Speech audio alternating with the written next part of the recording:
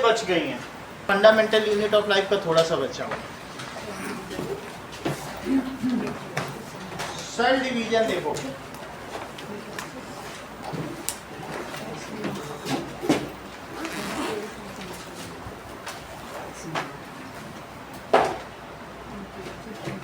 तो cell division कैसे होता होगा।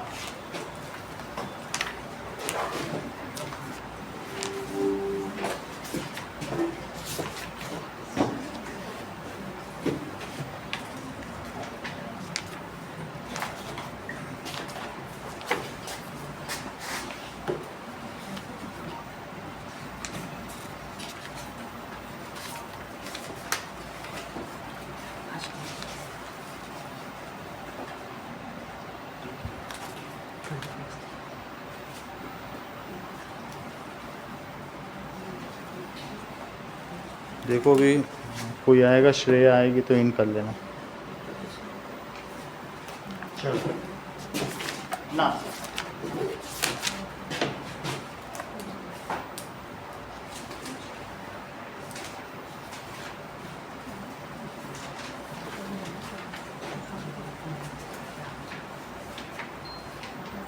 तरह इतनी बात तुम्हें समझ में आ गई। लेकिन हमारे ह्यूमन में क्या होते हैं बोलो, तो ह्यूमन सेल, हर सेल की बात कर रहा हूं, हैज न्यूक्लियस, और न्यूक्लियस में क्या होगा, it has chromosome in pairs. ये किसमें होगा, पेयर्स में होगा, ठीक है। क्रोमोसोम अगर खुल जाए तो क्या बनेंगे बोलो, क्रोमोसोम जैसे खोल दो तो यही डीएनए है।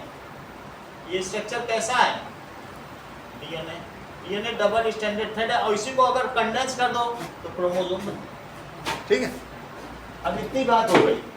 तो ह्यूमन सेल में जो क्रोमोसोम है पेयर में है, तो ह्यूमन सेल में कितने क्रोमोसोम है Abhinav, has 23 pairs of chromosome.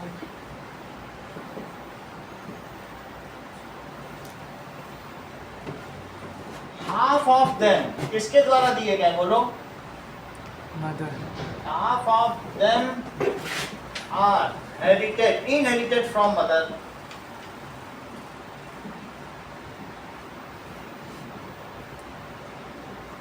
And half from, किससे मिले हैं, फादर से।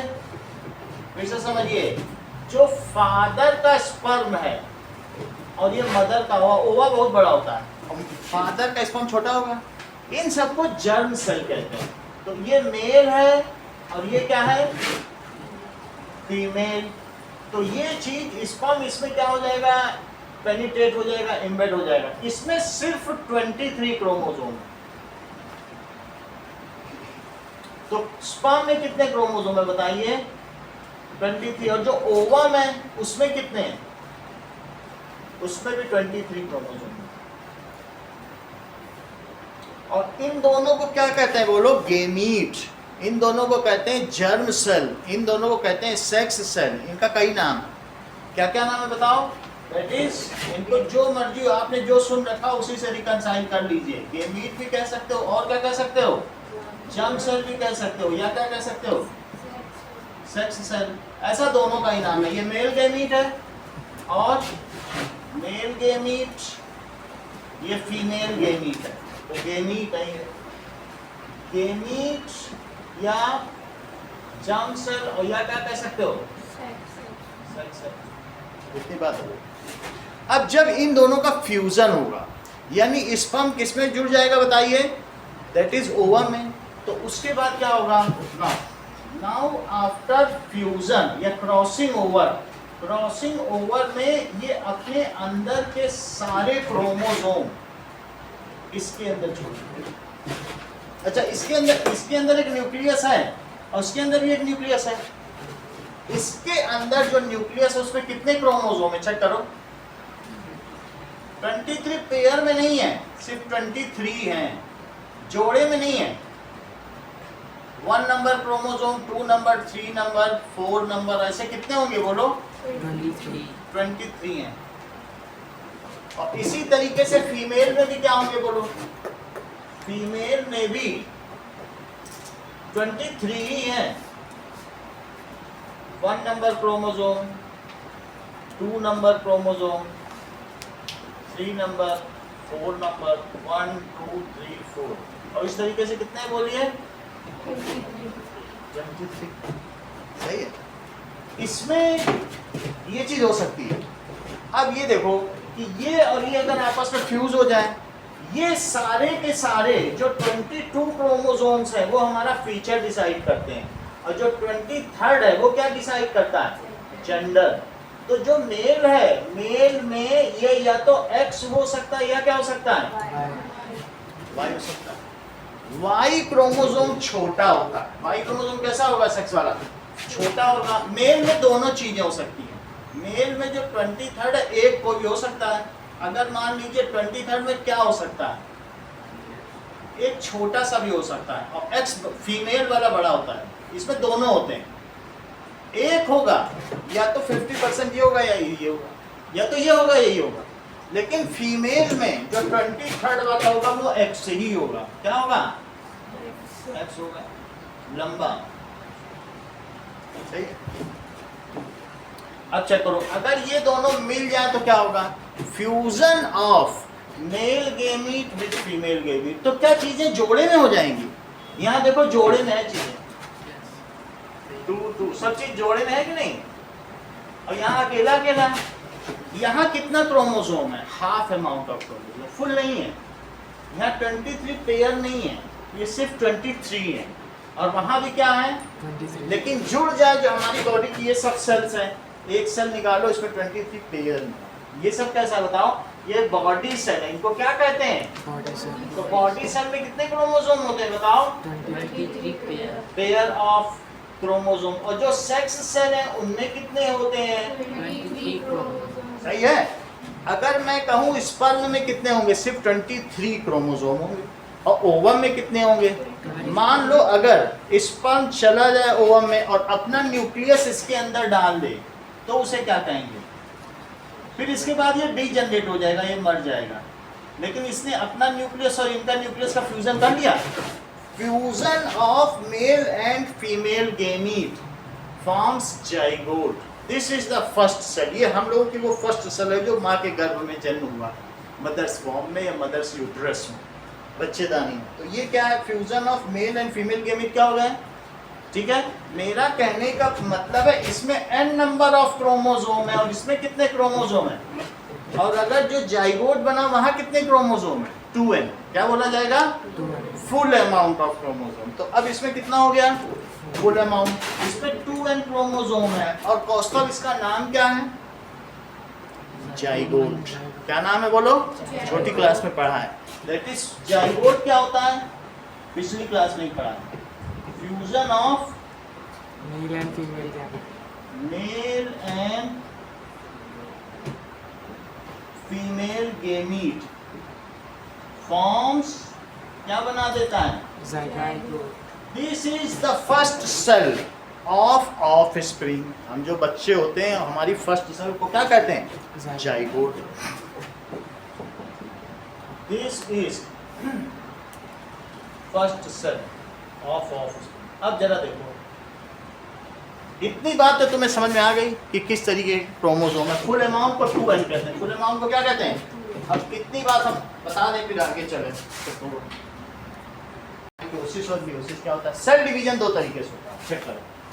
तो कहने का मतलब है, देखो, cell division takes place in 2 ways. अब अगर देखो एक चीज देखिए अनवी, मान लीजिए मेल और फीमेल का है, मेल वाले का इस चीज को लिखो y और इस चीज को क्या करो x।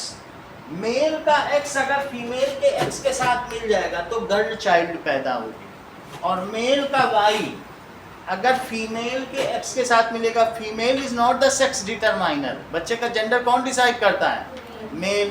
तो यदि y मिल जाएगा तो YX होगा। YX होने का मतलब है वो लड़का होगा, और X और X मिल जाएगा तो क्या होगा, लड़की। तो अब हमने बताया ना लाखों स्पर्म चल रहे हैं, आधे उसमें दौड़ लगा रहे हैं X वाले और आधे कौन से लगा रहे हैं, वाई वाले पता नहीं पहला कौन सा है। अगर एक्स वाला ही एक्स से भिड़ गया, क्योंकि फीमेल का ओवम तो एक्स टाइप ही है, अगर एक्स पहले पहुंच गया तो लड़की, और वाई पहले पहुंच गया तो लड़का। ए पहुंचेगा, उसमें 50 लाख एक्स वाले हैं और 50 लाख वाई वाले, लेकिन दौड़ में कौन रेस में तेज आएगा? तो जो पहला वाला जो है वो कौन सा पहुंचा है? अगर एक्स ही एक्स के पास पहुंच गया तो लड़की, और वाई वाला पहुंच गया तो मेल की बॉडी में आधे स्पर्म एक्स टाइप होते हैं और आधे कौन से टाइप होते हैं? Y type. सही है, तो मेल इस तरह की फरमाइश करें। अब हम आगे की बातें करें कि सेल डिवीजन दो तरीके का है कि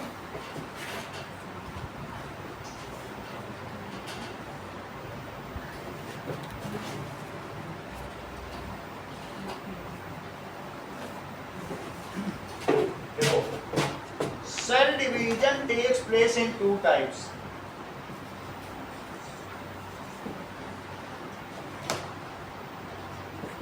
In two ways. पहला क्या है? माइटोसिस, और दूसरा क्या है? मियोसिस। माइटोसिस को देखो,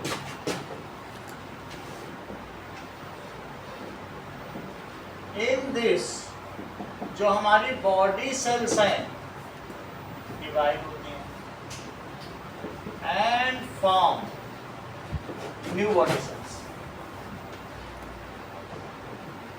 सिंप्लिसिटी के लिए हम ये समझें कि मान लीजिए ये मदर सेल है, और मदर सेल में मैं सिर्फ 2 क्रोमोसोम ही ले रहा हूँ, 2 क्रोमोसोम लो, वो जोड़े में लो।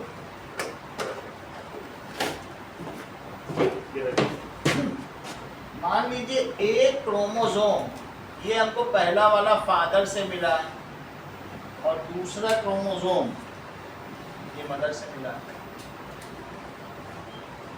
ये पहले नंबर का क्रोमोसोम जो जोड़े में है। एक क्रोमोसोम में अनुष्का 2000 जीन होते हैं। हमारे अंदर 23 क्रोमोसोम में तो कितने जीन हो गए? 50,000 से ज्यादा हो गए। एक क्रोमोसोम में कितने जीन होंगे? क्योंकि यही खुल के तो डीएनए बनेगा, तो इतना हिस्सा एक जीन है, फिर ये दूसरा जीन, और टोटल कितने जीन हो गए? 2000। जो हमारी नाक का शेप है, ये कॉनकेव होगा कि कॉन्वेक्स, ये हमारे 13वें नंबर के क्रोमोसोम का 1000वां जीन बताता है। समझ में आया? पहले क्रोमोसोम के द्वारा हमें क्या पता चलता है? हमारे होठों का आकार क्या होगा, इसी तरीके से उंगलियों का शेप कैसा कैसा होगा। पहले क्रोमोसोम में भी बहुत जीन है। सही है। अच्छा, अगर तुम्हारी मम्मी का जीन स्ट्रांग है तो तुम्हारा चेहरा मम्मी जैसा हो जाएगा। तो कुछ जीन पापा के डोमिनेटिंग होते हैं, कुछ मम्मी के, तो हम लोगों को ब्लेंडेड स्ट्रक्चर मिलता है। सारे जीन पापा के ही या सारे मम्मी के डोमिनेट नहीं कर रहे हैं, कुछ ये पेयर में है ना, जोड़े में, तो जिसका जो डोमिनेटिंग होगा वो फीचर हमको मिल जाता है। समझ में आया? लेकिन एक क्रोमोसोम में 2000 प्रॉपर्टीज हैं, कैरेक्टर्स, 2000 चीज। समझ में आ गई बात आपको? अब जरा देखो, ये पहले नंबर का क्रोमोसोम है जो कि जोड़े में है। आधा मटेरियल तुमको जेनेटिक मटेरियल पापा से मिला है और आधा किससे मिला है?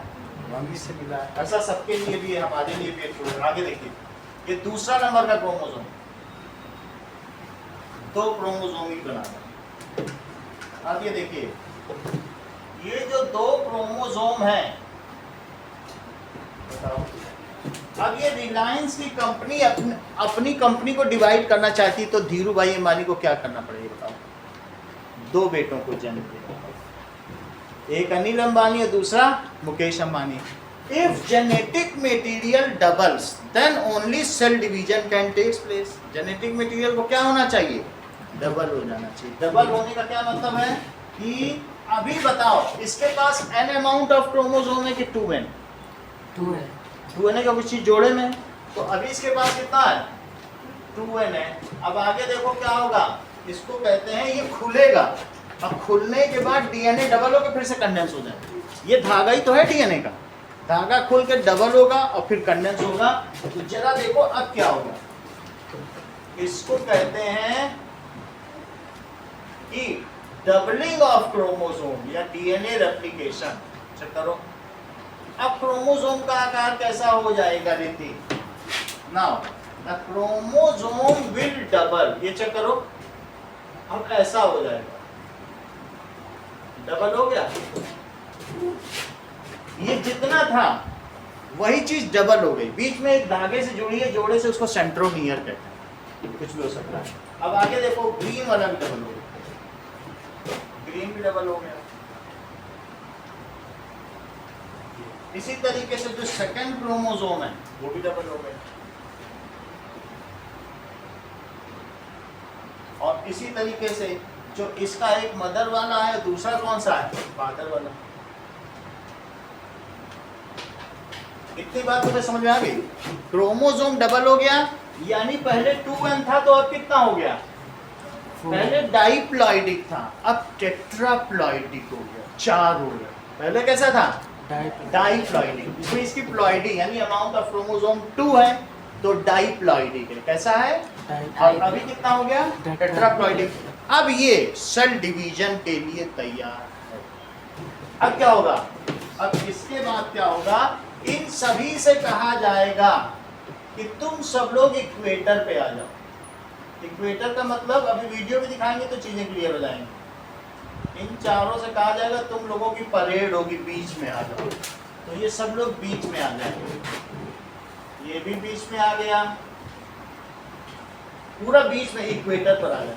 ग्रीन वाला भी बीच में आ गया, ये वाला भी आ गया बीच में, और रेड वाला भी बीच में आ गया, और ये ब्लू वाला भी आ गया बीच में। अब यहां से अनुष्का सेंट्रियोल का खेल शुरू होगा। सेंट्रियोल कहाँ पहुंच जाएगा? होल्स। तुमको यहाँ पर मालूम है ना, जो स्पिंडल लाइक होता है जिसमें बहुत सारे पाइप्स निकले होते हैं, एक पाइप यहाँ जुड़ जाएगा, एक इससे जुड़ जाएगा, एक किससे जुड़ जाएगा, यहाँ से। और दूसरा सेंट्रियोल क्या होगा? यहाँ पर एक इससे जुड़ेगा, एक इससे, एक इससे और एक इससे। और जैसे सौतेली माँ 2 जुड़वा बहनों को खींचे, एक इधर खींचे एक उधर खींचे, ये यहाँ से सेंट्रोमियर से टूट जाएगा। ये क्या होगा? टूट जाएगा, खींच लिया जाएगा। नाउ इट विल यहाँ से डिटैच। अब डिटैच होने के बाद क्या होगा बताइए? जब ये डिटैच हो जाएगा तो ये सेंट्रोमियर इसको ऐसे खींचेगा जैसे वो दूर नहीं जाना चाहते, लेकिन ये जबरदस्ती खींच रहा है, बट ऐसा ही करेगा। ये देखो, तो जो डिफरेंट सेल्स हैं वो अपनी तरफ पुल करेगा, तो पुल में तो ये ऐसे दिखेंगे कि नहीं, जाना नहीं चाहता लेकिन खींच लेगा। और इसी तरीके से ग्रीन वाले को भी क्या करेगा? अपनी ओर खींचेगा। फिर रेड वाला भी ऐसे खींचा जाएगा, और पहले डबल हुआ और फिर टूट रहा है। टूटने के बाद क्या होगा बताओ? ब्लू वाला भी ऐसे खींच लिया जाएगा। जब ये खींच लिया जाएगा तो अब इस न्यूक्लियस में एक फरो डेवलप होगा, एक सिकुड़न। जैसे पिलो में नहीं होती, एक सिकुड़न लग जाती है तकिया में, ऐसे फरो आ जाएगा। और फरो आने के बाद अब ये चारों जब इधर आ जाएंगे, इधर, तो ये गायब हो जाएगा, कहेगा अब तुमको छोड़ दिया, अब तुम अलग हो गए। और बीच में न्यूक्लियस के 2 टुकड़े हो गए। अभी सेल के टुकड़े नहीं हुए, सेल ऐसे है। इसके बाद सेंट्रियोल का रोल खत्म, उसने कहा चलो तुमको अलग अलग कर दिया, अब तुम आजाद हो, घूमो फिरो। ये कौन कौन इसमें आ गए बताओ? इधर वाले में एक ब्राउन आ गया, और कौन आ गया? ग्रीन आ गया, और कौन इसके पास आ गया? रेड आ गया, और क्या ब्लू भी आ गया? क्या तुमको ऐसा लग रहा है कि बिल्कुल हाफ हाफ हो गया है जेनेटिक मटेरियल? देख लो, पहले से मिलाओ। और दूसरे वाले में क्या क्या हो जाएगा बताओ? ब्लू, रेड, और क्या हो जाएगा? ब्राउन, और साथ में ग्रीन। इसमें किसका टुकड़ा हुआ है बताओ? न्यूक्लियस। कैरियन का। किसका? कैरियन। कैरियन का टुकड़ा होना यानी कीनेसिस होना। कीनेसिस का मतलब टुकड़ा होना, इसलिए इसका नाम है कैरियोकीनेसिस। नाभिकीय विखंडन, कैरियन न्यूक्लियस को कहते हैं। सो स्प्लिटिंग ऑफ न्यूक्लियस को क्या कहते हैं? कैरियन तो तुम जानते हो ना, यूकैरियोटिक और प्रोकैरियोटिक हमने सिखाया था। कैरियन न्यूक्लियस को कहते हैं। तो ये काम क्या कहलाएगा बताओ? कैरियोकीनेसिस। इतनी बात समझ में आया? Splitting of nucleus. अब साइटोन किसको कहते हैं? सेल को। सेल टूट जाएगा तो साइटोकिनेसिस। अब इसके बाद क्या टूट जाएगा? जब ये पता चल गया है कि हाँ भाई मुकेश अंबानी और इसी तरीके से अनिल अंबानी को अलग अलग दोनों को अथॉरिटी साइन हो गई है, अब उनको पावर ऑफ अटर्नी मिल गई है, बोलेंगे ठीक है रिलायंस दो टुकड़ों में बट गई, अंदर का मुख्य मटेरियल डिवाइड हो गया, तो बाहर क्या बचा? साइटोप्लाज्म ही तो बचा, उसको तोड़ने में क्या जा रहा है? तो फिर आगे क्या होगा बताइए? अब ये अलग अलग हो जाएंगे, अलग अलग हो जाएंगे तो इसको कहेंगे, क्योंकि सेल डिवाइड हो गया है, सेल टूट गया है, तो इसका क्या नाम कहलाएगा? साइटोकाइनेसिस। और इसके अंदर क्या क्या चीजें होंगी चेक करो। दोनों में ब्राउन एक होगा, ग्रीन होगा, रेड होगा और ब्लू भी होगा।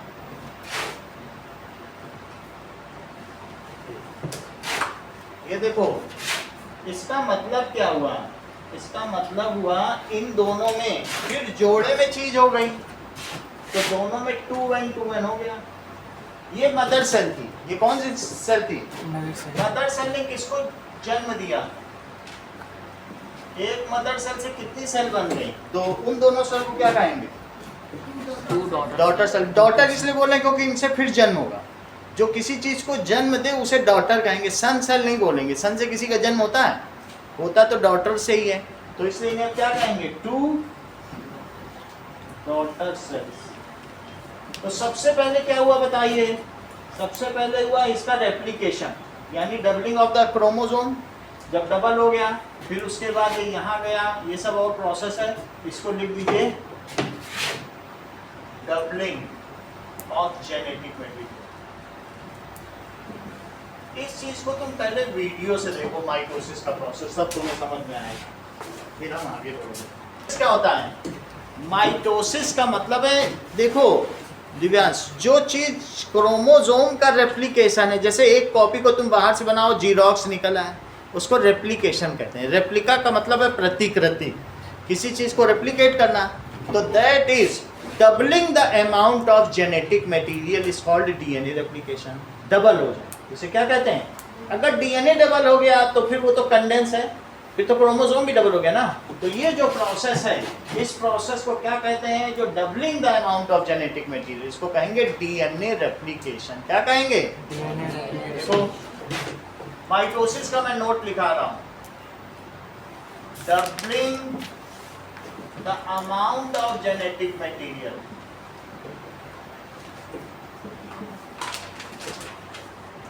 इज कॉल्ड, उसे क्या कहेंगे? DNA replication. तो जब तुमसे कहा जाए माइटोसिस क्या है, इन माइटोसिस डीएनए रेप्लिकेशन होता है, फॉलोड बाय, और उसके बाद क्या होता है?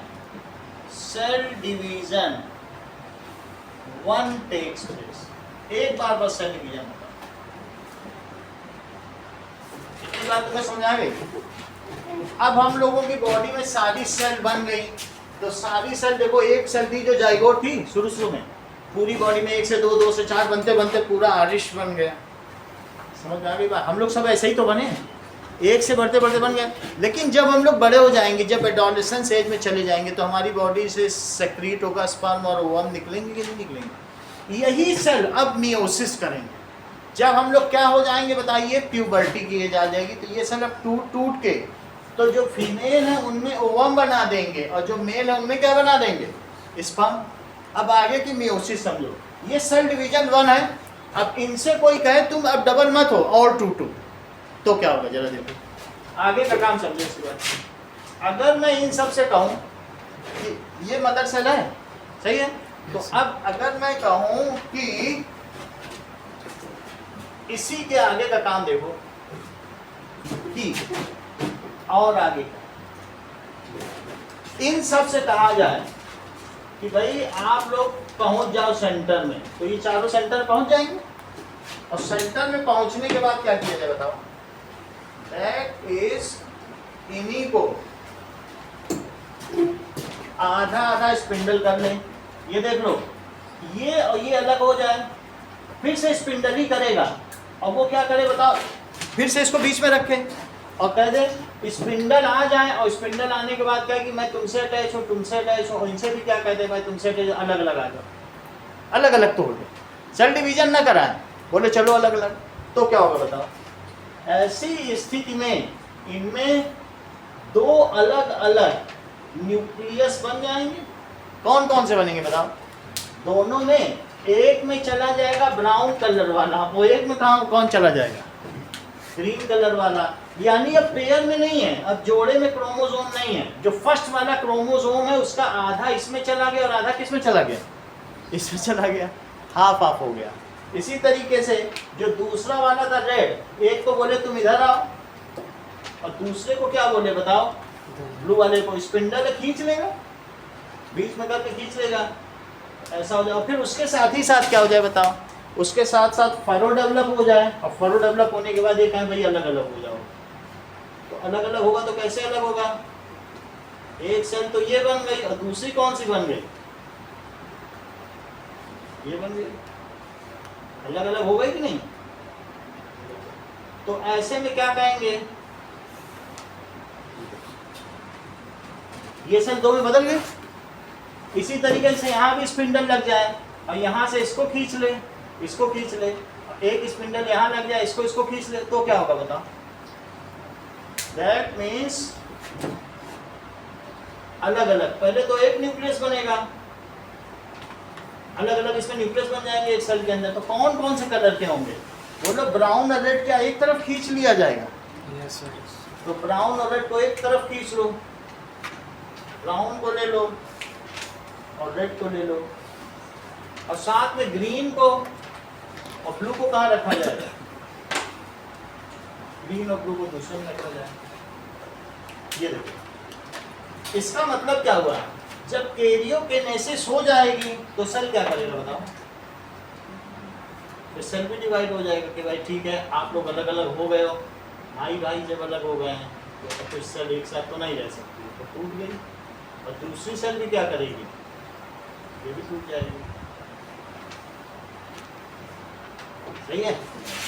कहने का मतलब है इसमें अब half amount of genetic material है। दो क्रोमोसोम है लेकिन अनपेयर्ड है। दो हैं, उसमें दो थे, पेयर्ड होंगे तो 2n कहे जाएंगे, और अनपेयर्ड है तो क्या कही जाएगी बोलो? तो इन सब में कितना क्रोमोसोम है? n है। कैसा क्रोमोसोम है? n। और इनको कहेंगे 4 सेक्स सेल बन गई। क्या हो गया बोलो? 4 सेक्स। जब एक मदर सेल से 2 डॉटर सेल बने, इसको कहते हैं माइटोसिस। और अगर वो फर्दर बिना रेप्लिकेट हुए डबल ना हो, उनको कहते डबल डबल नहीं होना, चलो और टूटो, तो आधा आधा कर देंगे क्रोमोसोम, तो इस चीज को कहते हैं मियोसिस। यानी सेल डिवीजन 1 तक जाओ तो माइटोसिस, और सेल डिवीजन 1 और फॉलोड बाय सेल डिवीजन 2, तो उसे क्या कहेंगे? मियोसिस। मियोसिस में एक मदर सेल से क्या आपको प्रोडक्ट मिलेगा? तो पूरा समझ गए। और माइटोसिस में एक मदर सेल से तुम्हें क्या मिलेगा? 2 इंटेलिजेंट। ये बताओ माइटोसिस क्या 2 प्रोसेस को मिलाती है? DNA replication plus cell division 1। Meiosis किसे कहते हैं? नहीं, डीएनए रेप्लिकेशन होगा, डीएनए रेप्लिकेशन ये सब हो रहा है, यहां तक चलेगा तो मियोसिस। समझ आया? जैसे हमारी बॉडी में अब जब हम एडोलसेंट हो गए तो स्पर्म बनने लगे, ओवम बनने लगे, वो मियोसिस है। बॉडी सेल बन रही शुरू शुरू में, बॉडी सेल फिर भी बनती रहेंगी, आगे भी बनती रहेगी, थोड़ा बहुत तो डिजेनरेट होती ना सर। बोलो बात समझ में आ गई। माइटोसिस क्या है? What is mitosis? बोलो।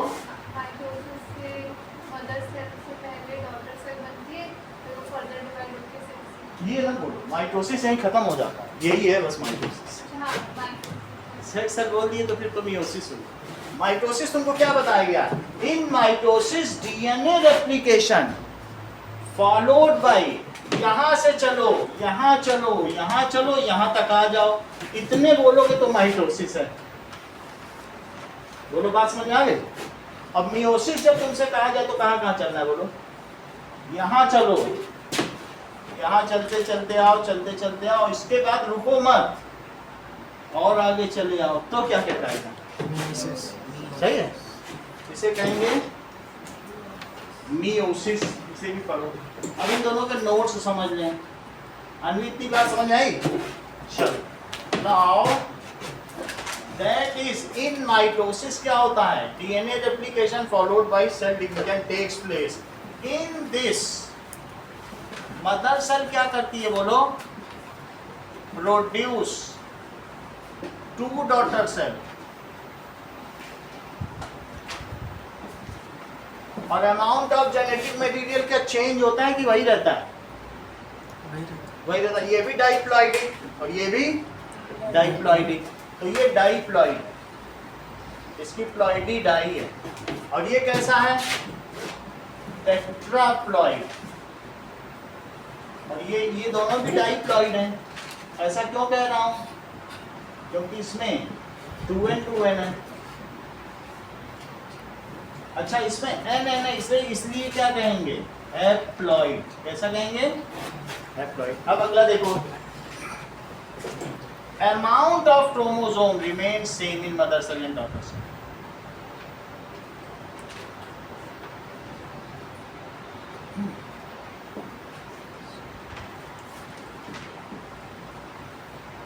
इन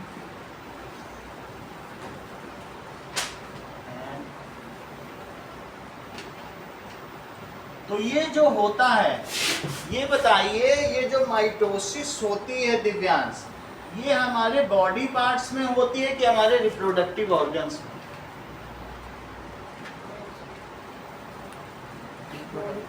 बोलो। ये तेज है, ये कह रहे हैं सर रिप्रोडक्टिव ऑर्गन्स में तो मियोसिस होती है। ये टैलेंटेड है, ये नेचुरली टैलेंटेड हो गए। बात समझ आई? क्योंकि जहाँ सेक्स सेल बनेगी, रिप्रोडक्टिव ऑर्गन में सेक्स सेल बनती है, और बॉडी में क्या बनती है? डॉटर सेल्स, वो फुल होती है। सही? तो ये कहाँ होता है बताओ? This takes place in body parts other than reproductive organs. ये कहाँ होता है बताओ? Body parts. समझ में आई बात? It takes place. शुरू में हमने तुमको लवनिका ये बता दिया था कि जो स्पर्म है वोमेन उनमें हाफ हाफ है, तो वहाँ हाफ हाफ वाले बनने भी तो चाहिए। वहाँ अगर फुल वाले हो गए तो फिर फुल वाले जब दो मिलेंगे तो जाइगोट तो फिर 4 गुना हो जाएगा, तो दुनिया डीएनए के ढेर से भर जाएगी, डीएनए ही डीएनए हो जाएंगे। आधा आधा जाएंगे तभी तो जाके बच्चे में सही अमाउंट बन पाएगा।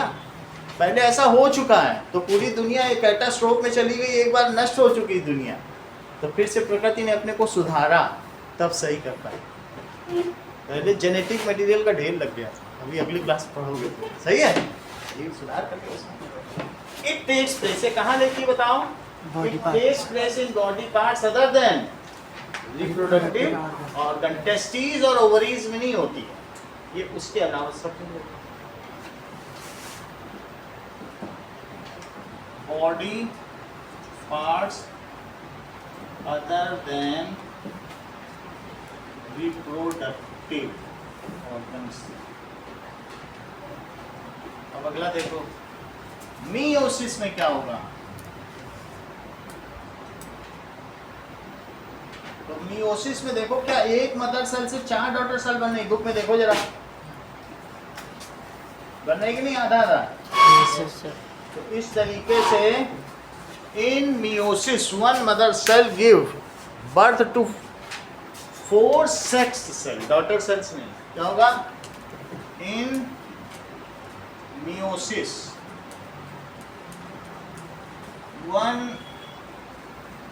Mother cell reproduce 4 sex cells, और ये क्या होता होगा, ठीक है, इन दिस डीएनए रेप्लिकेशन होता है। और क्या होता है बताइए अभिनव, फिर क्या होगा, सेल डिवीजन कौन सा सेल डिवीजन, 2 नहीं पहले 1 भी तो होगा ना, सेल डिवीजन 1 सेल डिवीजन 2। इस डिवीजन को क्या कहते हैं, ये जो हुआ, इसके बाद ये जो आया इसे क्या कहते हैं बोलो, सेल डिवीजन 1, इसका क्या नाम है। और ये जो आया इसको क्या कहेंगे, एक ही एरो लगाएंगे, इसको क्या कहेंगे बोलो, सेल डिवीजन। सही है, पहले 2 बने, फिर उन दोनों से और 2 बन गए, तो उसको क्या कहेंगे, सेल डिवीजन।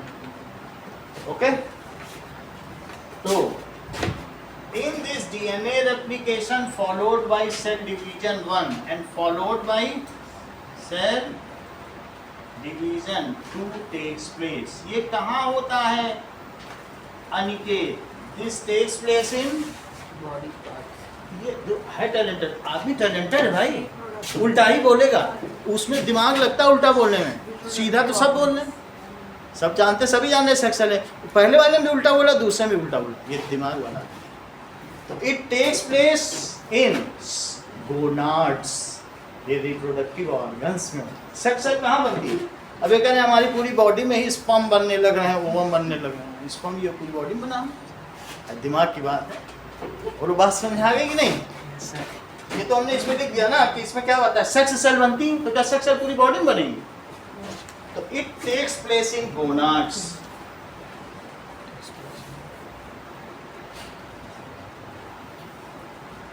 गोनाड्स का क्या मतलब है, reproductive organs, and amount of genetic material halves in this process. Check करो, यहाँ पेयर में है, यहाँ प्लॉइडी है, प्लॉइडी हो गई, अमाउंट ऑफ जेनेटिक मटेरियल क्या हो जाएगा,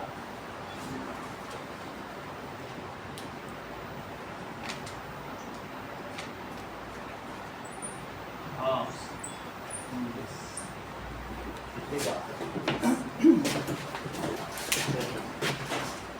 ज्यादा आपसे नहीं करेंगे, बस इतना ही लिख पाएंगे, इसी में सारे नंबर, इतना लिख के दिखाओ, कुछ काम नहीं करेंगे।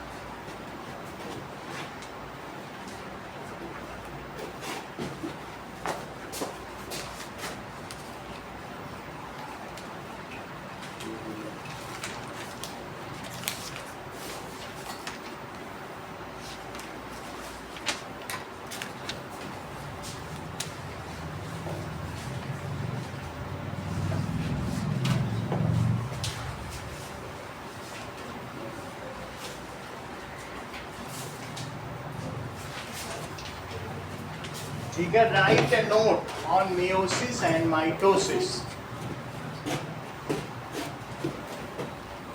डायग्राम बनाना, डायग्राम कुछ नहीं बनाना, even diagram is in for your help, ये रहेगा, आप डायग्राम से सपोर्ट लें, सही है, नोट कर लिया है, हटा देना, right a note, but note लिख, हाँ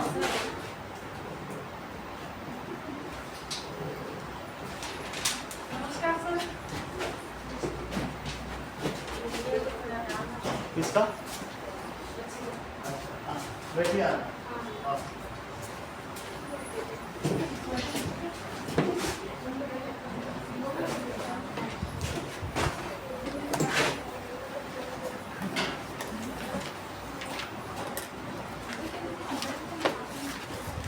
चलो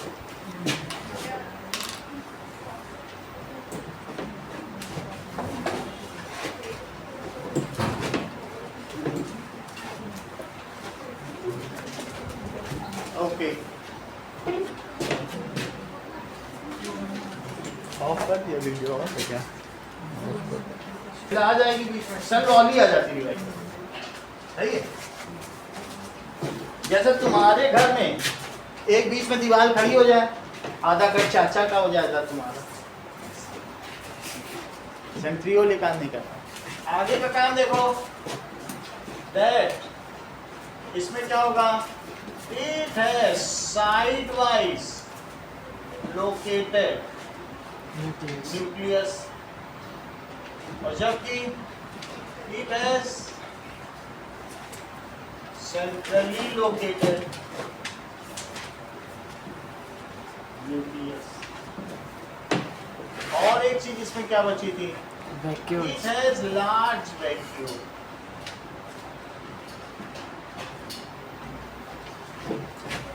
It has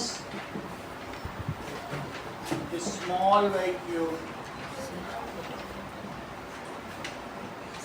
जब तुमको ये नोट कर लिया ना कौस्तव, तुम कितने दिन से O2 को O स्क्वायर लिख रहे हो? कम से कम 7-8 पेपर में तुम्हारे चेक हो गए। तुम क्या मोड़ के रख लेते हो कॉपी?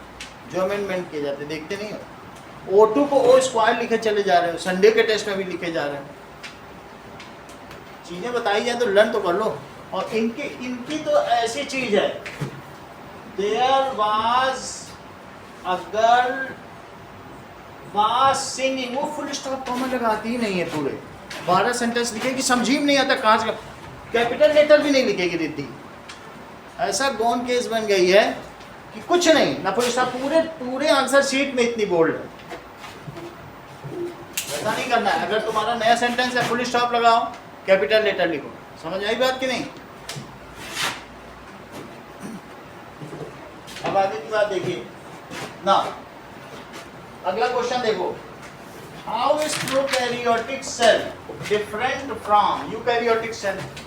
प्रोकैरियोटिक और यूकैरियोटिक का अंतर बताइए।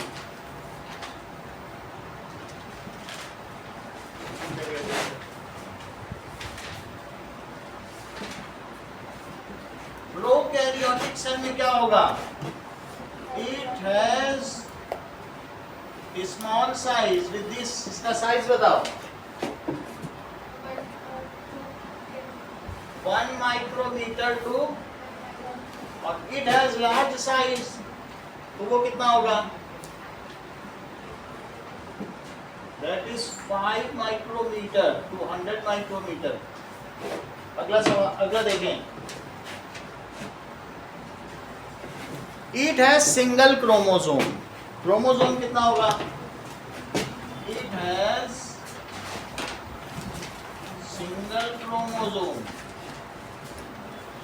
जबकि it has more than 1 chromosome. Nuclear region is not well defined, इस वजह से इसे क्या कहेंगे?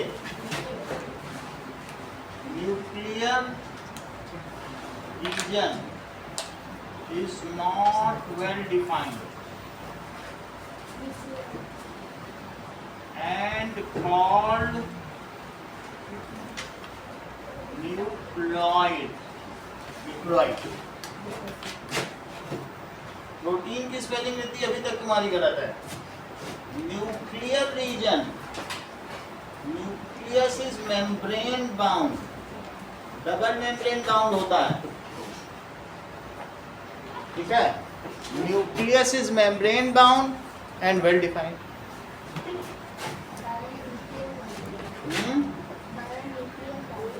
बाई न्यूक्लियर मेम्ब्रेन, सही है, by nuclear membrane.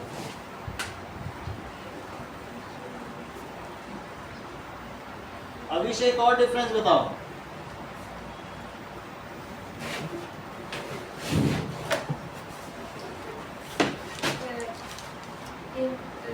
Eukaryotic cell, it has short life, It has short life, सही आंसर है। और जबकि इसका कैसा है? It has long life। एक और बताइए Anushka. membrane bound cell organelles का present in prokaryotic cell। ये चमत्कार हो गए, अभी तक किसी ने ऐसा नहीं। ये वेरी प्रेजेंट है, Are not present in cell। Not बोला। Membrane bound cell organelles are absent in protist. और जबकि उसमें क्या होगा? Membrane bound cell organelles are absent present, इसमें क्या होगा?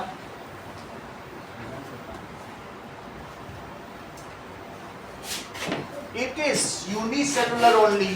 It is either lysosome plant cell में देखो, चेक करो, नेट में तो नहीं बता रहा है,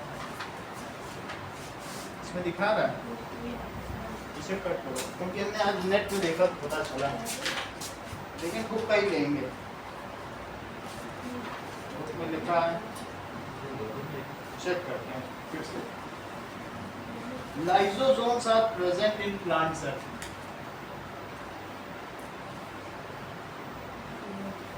अच्छा, रेयरली लिखा है ना, इसका मतलब है कोई साइड कह रही नहीं है, लेकिन ये कह रहा है बट रेयरली है तो है नहीं, इस लाइन को कट कर दो। आप ऐसा लिख लो, लेस लाइसोसोम्स है,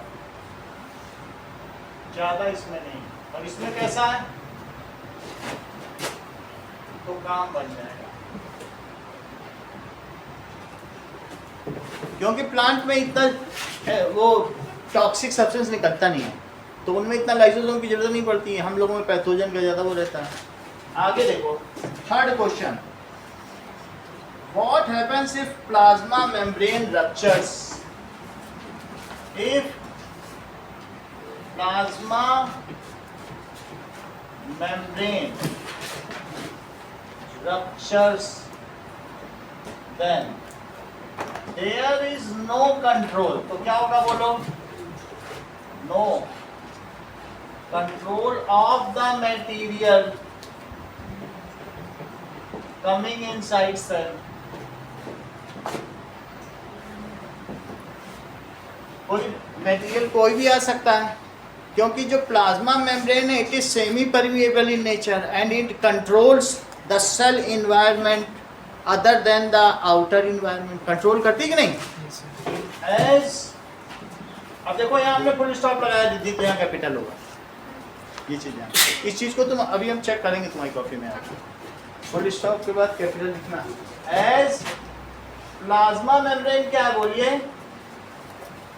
plasma membrane semi permeable is semi permeable या selectively permeable. It, फिर देखो कैपिटल लिखा, it controls inside environment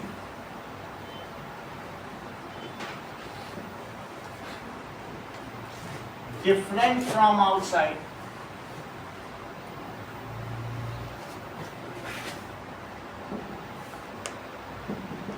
If it ruptures तो क्या होगा बोलो?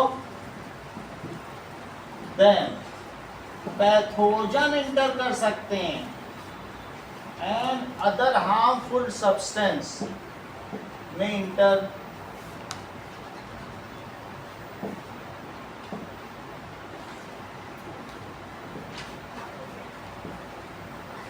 ऐसा हो सकता है। और क्या हो सकता है? साइटोप्लाज्म और सम सेल ऑर्गेनल्स में फ्लो आउट, बाहर चले जाएंगे, and cell can not function properly. ऐसी स्थिति में क्या सेल काम कर पाएगी?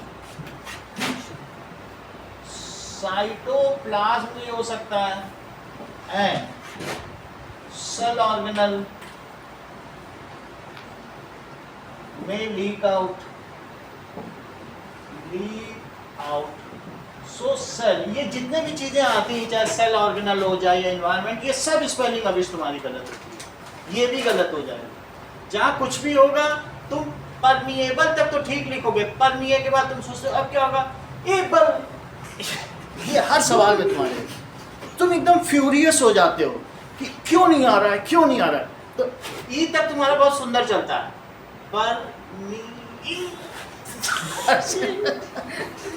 पूरी कॉपी इसी तरीके से करनी पड़ी, तो क्या करें, समझते भी नहीं है ये, ठीक है। सेल ऑर्गेनल में लीक आउट तो क्या होगा? Cell can not function properly, cell function नहीं कर पाएगी। और इनका तो इतना खतरनाक है, जो सी भी बनाएंगे तो ई की तरह सी ऐसे बनाती है लेती से, एल बड़ा नहीं बनाएंगे, वो भी उतना बड़ा। इतना खतरनाक है, डेंजरस, जैसे कत्ल करने चले किसी का, ये आज ही मार डाले, ऐसा टाइप डेंजरस बिहेवियर है। अगर यू बनाएंगे तो यू में 2 ही, ये पता नहीं इनको कितना पसंद है। Now so cell can not function properly, 10 number कम हो जाते हैं।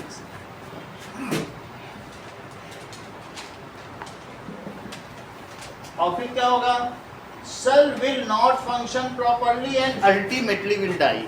इसमें कहीं लाइसोसोम का नाम मत लिखो, मर ही जाएगी। बताओ प्लाज्मा मेम्ब्रेन अगर किसी की फट गई तो सेल बच पाएगी क्या? एंड अल्टीमेटली विल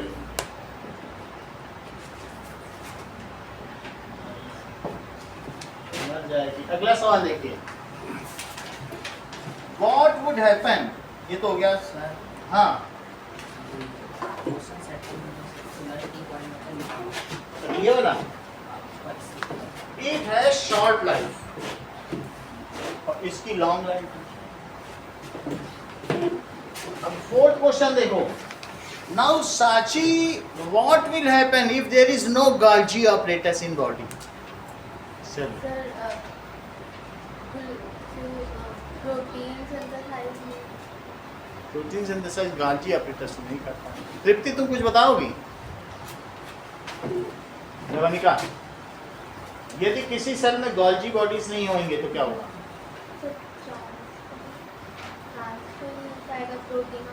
सही है। If there is no Golgi bodies, बिल्कुल सही, no Golgi bodies in cell, then क्या होगा? Protein and lipid will not be transferred to cell organelles. किसी को सेल वही तो करते हैं। Then protein and lipid will not be transferred to cell organelles. As क्या काम होता है गोल्गी बॉडीज का? Receiving, packaging, modification and transfer. जो गोल्गी बॉडीज है आर लॉजिस्टिक सेक्शन, उपस्तर अनुभाग है, सेक्शन ऑफ सेल। इट ये क्या करेगा? Receives, PACS, modifies and dispatches the material। और जैसा इन्होंने बताया, also lysosomes will not be formed। Lysosome ही नहीं बना पाएगा।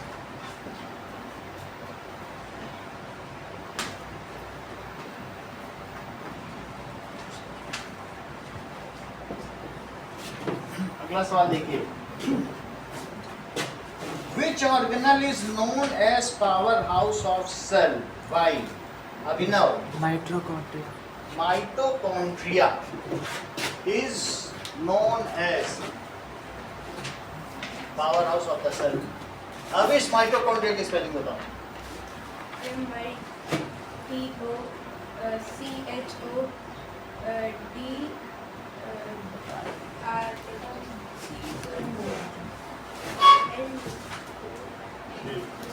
आधी तो तुम जानते हो हर एक चीज। हाँ, अब देखो, mitochondria is called power house of the cell. ये क्या करता है? It breaks down glucose. आपने लिखा है ग्लूकोज बनाता है, चमत्कारी काम किया Kaustav. It breaks down glucose, ठीक है, और क्या करता है? releases 38 ATP पर ग्लूकोज एनर्जी पर ग्लूकोज मॉलिक्यूल। जो एडिनोसिन ट्राइफॉस्फेट है is energy currency of the cell. Energy currency है ऑफ द सेल।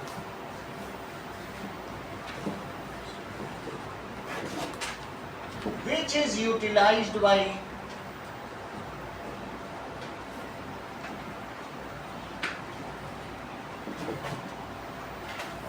अगर कहीं कंजंक्शन जोड़ रही हो तब फिर कैपिटल लिखने की जरूरत नहीं, जैसे विच लिख दिया ऐसा। इन कंजंक्शन है, इंटरजेक्शन है तो भी नहीं लिखने की जरूरत, लेकिन कहीं सेंटेंस खत्म हो रहा है तो कैपिटल में होगा। Which is utilised by all cell organelles. किसके लिए यूज करते हैं बोलो? एटीपी को। ये एनर्जी करेंसी है एटीपी।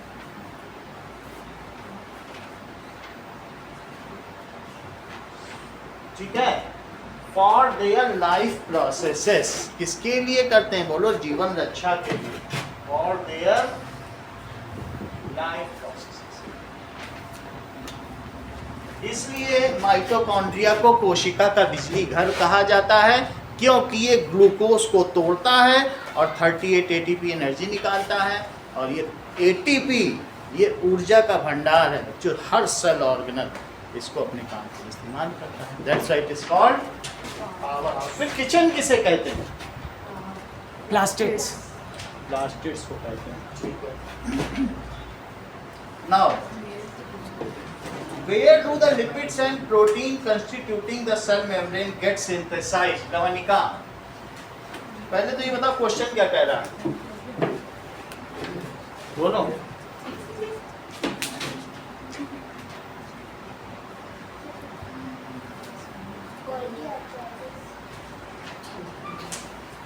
इन्होंने तो बोल दिया कि भाई प्रोटीन और लिपिड कहाँ बनते हैं, इन्होंने बता दिया एंडोप्लाज्मिक रेटिकुलम, इनको सब पता है।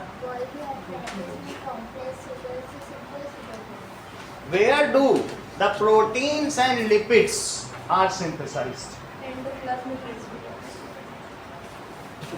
कहाँ बनते हैं? जो पूछा उतना बताओ। कहाँ पैक होते हैं थोड़ी ना पूछा। So lipids are synthesized in, lipids कहाँ बनते हैं?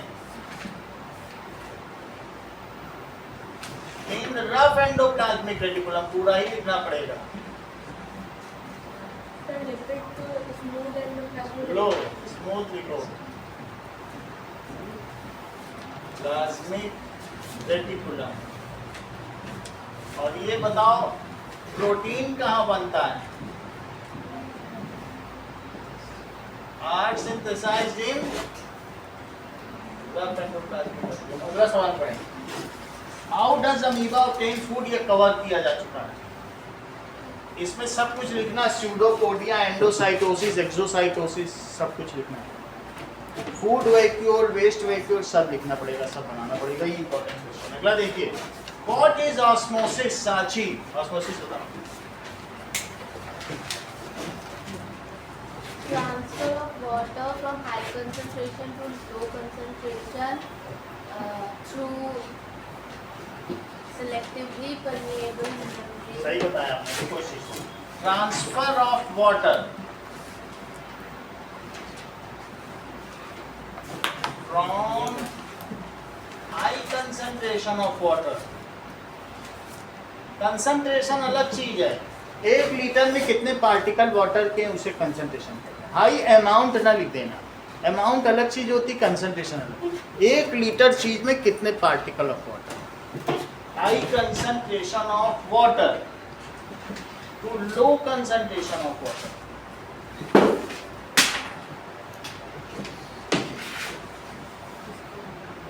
Through semi permeable membrane.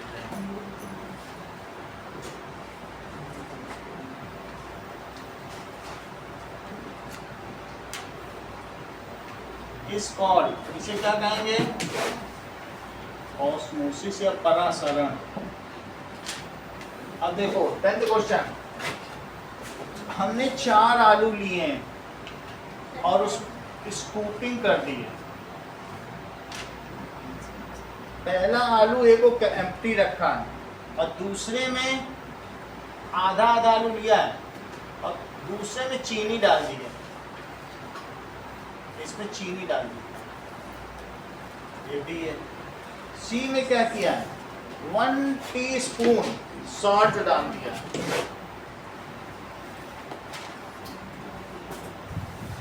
तो इसकी स्कूपी में हमने साल्ट डाल दिया। और जो चौथा है 1 teaspoon sugar in the boiled potato cup T, चौथा बॉइल करके फिर उसकी स्कूपिंग की है। फिर 7 के बाद ये होता है नो, ये आया ही नहीं, ये और ये फिर बता क्या कैसे? ये 9 है। अब देखो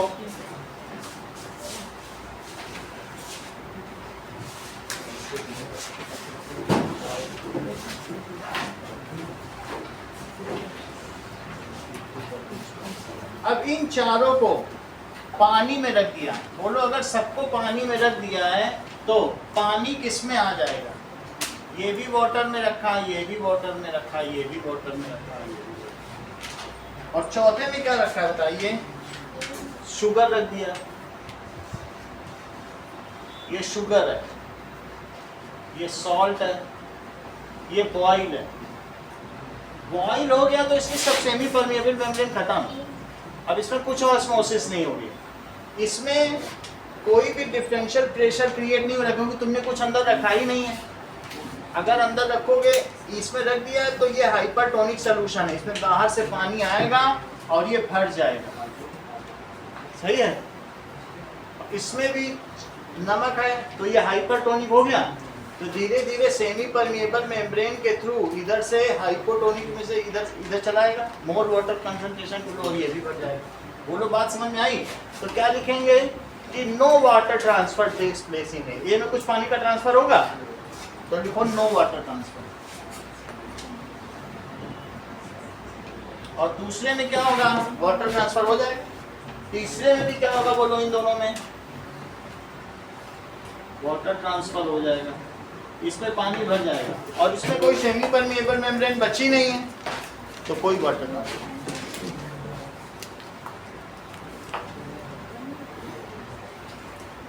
इतना ही रखो।